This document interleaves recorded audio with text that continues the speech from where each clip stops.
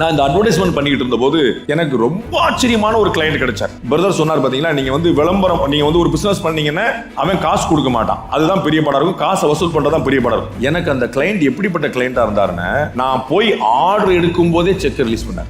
RO release பண்ணும்போதே check. நம்ம வந்து ஒரு விளம்பரம் போடுறோம், எவ்வளவு தம்பி விளம்பரம் சார், 5500 ரூபாய், 5000 ரூபாய் அப்படியே கரண்ட் செக் அப்படியே கொடுப்பேன். அடுத்த விளம்பரம் 10000 ரூபாய், அடுத்த விளம்பரம் 8000 ரூபாய், அடுத்த ஒவ்வொரு விளம்பரமும் சொல்ல சொல்ல சொல்ல உடனே கையில செக். பயங்கர ஹாப்பியா ஆடி போயிட்டேன். இப்படி ஒரு கிளையண்ட் உலகத்துல யாருக்கா கிடைப்பானா? எல்லாரும் கிளையண்ட் இல்லாம அல்லாடி இருக்காங்க. ஒரு 10-20 விளம்பரம் நாங்க போட்டோம். அதுக்கு பிறகு பாத்தீங்கன்னா டிஃபர்டு செக், ஒரு 4 நாள் தள்ளி 5 நாள் தள்ளி, எல்லாமே கரண்ட் செக்கா இருந்துச்சு. அதுக்கப்புறம் வந்து ஒரு 10 நாள் தள்ளி தரேன், ஒரு 15 நாள் தள்ளி தரேன் அப்படின்னு சொல்லி கொடுத்தாரு. அந்த செக் வந்துச்சு, பட் அதுவும் கிளியர் ஆயிட்டே இருந்துச்சு. அதுக்கப்புறம் செக் ஒரு பெரிய ஆடா போட ஆரம்பிச்சு, விளம்பர சைஸ் எல்லாம் பெருசாகி 25000, 40000, 50000 போய் அதுக்கும் இந்த மாதிரி டிஃபர்டு செக் கொடுத்தாரு. நான் வந்து கிளையண்ட் வந்து ரொம்ப நீட்டா கொடுத்துட்டு இருக்காரு, எந்த பேமெண்ட் இது வரைக்கும் ஃபால்ட் ஆனது இல்லை, நம்ம வந்து சரி அந்த விளம்பரம் போட ஆரம்பிச்சேன். பெரிய சைஸ் எல்லாம் போட ஆரம்பிச்சேன். அடுத்து எல்லா செக்கும் பவுன்ஸ். ஒரு 3-4 செக் வந்து பவுன்ஸ். அன்னைக்கு தேதிக்கு வந்து அது ஒரு 20 வருஷம் இருக்கும் வச்சுக்கோங்களேன். ஒரு 1 லட்சம் ரூபாய் 1.5 லட்சம் ரூபாய் வந்து பெருசா லாக் ஆயிட்டு அவர் தரல.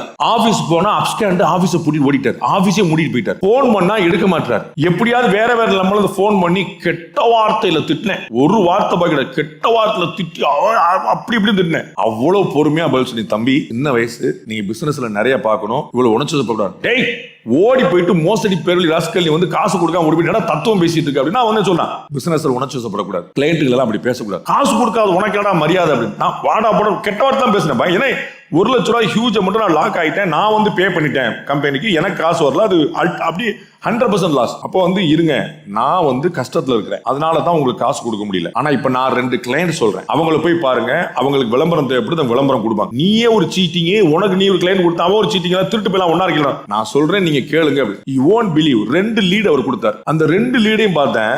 இவர் என்கிட்ட ஏமாத்திட்டு போன காசையும் சேர்த்து நான் அவங்கள்ட்ட ப்ராஃபிட் எடுத்துட்டேன்.